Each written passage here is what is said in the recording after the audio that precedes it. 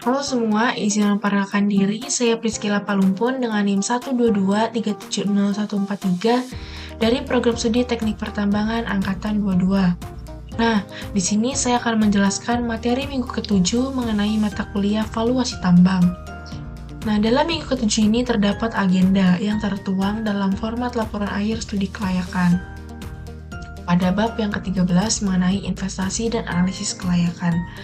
Nah, dalam bab ini terdapat subbab mengenai analisis kepekaan dan resiko, di mana analisis kepekaan dan resiko ini menjelaskan pengaruh perubahan harga komoditas, biaya operasional, dan modal terhadap kelayakan ekonomi.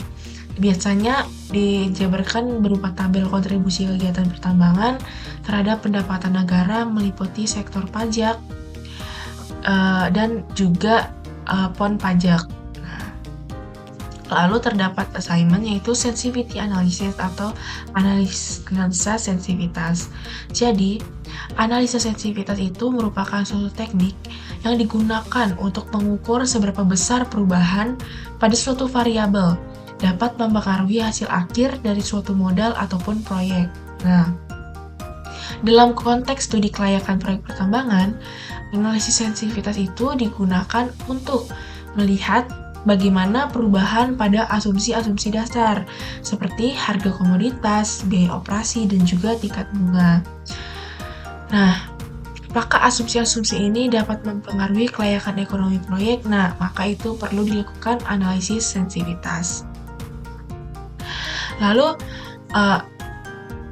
kita perlu menganalisis pengaruh perubahan. Ada yang pertama harga komoditas. Jadi bagaimana perubahan harga komoditas itu yang akan ditambang akan mempengaruhi pendapatan dan profitabilitas proyek.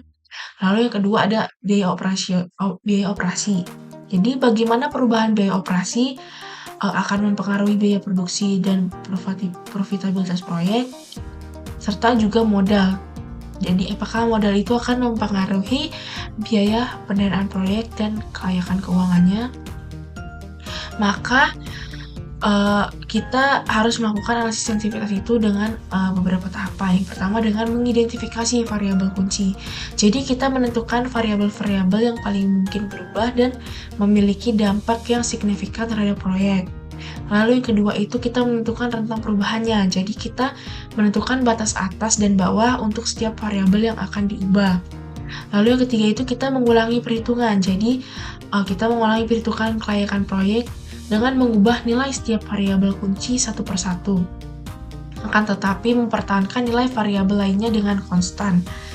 Lalu yang keempat itu kita menganalisis hasil. Jadi bandingkan hasil perhitungan untuk setiap skenario dan identifikasi perubahan yang signifikan pada indikator kinerja utama, misalnya pada NPV, IRR, payback period.